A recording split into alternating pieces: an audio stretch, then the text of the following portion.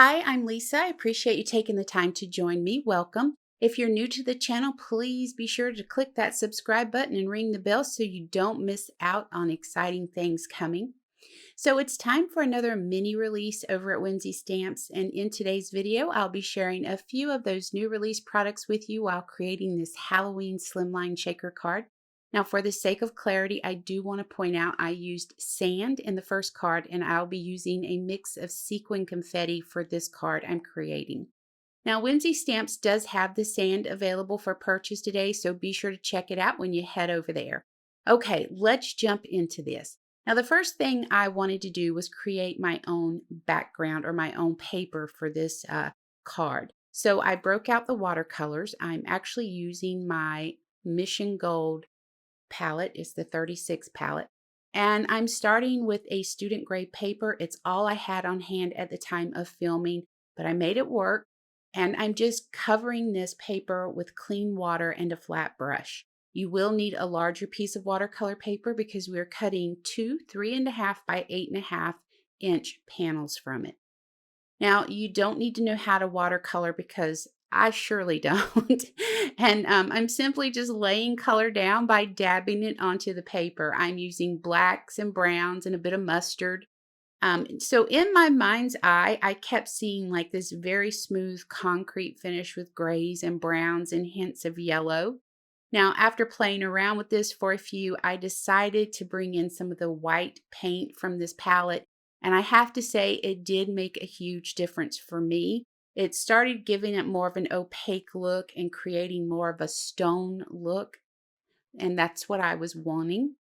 Now, once I was happy the way this was looking, I decided to bring in my Finetech Gold watercolor palette and add a little bit of glitz to this. Now, the first card I did not add that gold watercolor to it, and it turned out great. So if you don't have that gold palette, you can skip this completely. I'm going to grab my Ranger heat tool and start drying this. I'm not feeling the way the gold is looking while I'm drying it, so I grab my number 10 round brush and clean water and move that gold around while it's drying. And you really need to make sure that that paper is completely dried. And then you're going to go ahead and cut those two panels. Remember, 3.5 inches by 8.5 inches. So once we have those panels cut, I also went ahead and cut the word "eek" out from that watercolor paper so that I can stack it on top of the shadows a little later in the video. Now, I said earlier this was a student grade paper, and I decided to cut two panels from 100-pound Neenah Avalanche white cardstock to back those watercolor panels. So I'm applying tape to those cardstock panels, and then I'll adhere them to the back of the watercolor panels. And now they're not quite so flimsy. That was only a 90-pound watercolor paper, and after adding all of that water, it felt a little bit flimsy, and I was worried about it ripping while I was running it through the die cut machine. So I'm going to go ahead and start my die cutting at this point. I grabbed the hourglass die.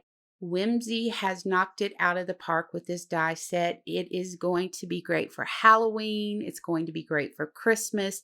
So many things I have already thought about using this one die for. I cannot wait. So I'm just putting some tape to the back of that panel and then adding a piece of acetate to cover up that window. I used Graphics Crystal Clear acetate and I love it. It truly is crystal clear. It comes in 12 by 12 sheets. A pack of 25 sheets is reasonably priced compared to other brands. Now, the next step is to add a little bit of distressing around the edges of this panel. I'm using Distress Inks, Walnut Stain, and Black Soot. So I'm using blender brushes for this, and I'm being very light-handed with this, making sure to keep these colors on the outer edges of the panels. I don't want to cover up that watercoloring that we did at the beginning of the video. Add double mounted foam to the back side of the panel around the outer edges. And we also want to make sure that we create a V using this mounting foam in the neck of the hourglass so that as your sequins or your sand is falling down, it looks like it's actually running through the hourglass instead of just falling down. So here you can see I'm creating that V with my double mounting foam, and I just want to make sure that this truly does flow like an hourglass. I'm going to carefully add my sequin mix, remove the release paper from my mounting foam, and then go ahead and cover this up with that second watercolor panel. So once we have this covered up, our shaker part is done, and that's the hardest part of this card, is just the shaker. And it's a matter of decorating the hourglass however you see fit. Now, I used gold foil cardstock to cut out the decorative pieces that come with this die set. I'm adding mounting foam to the back of each of those pieces, and then I'm going to add them to the card. And you have some options with this set. Now, if you want to hop over to the Whimsy Stamps channel, there's a product reveal that goes into detail. I'll have that linked below for you.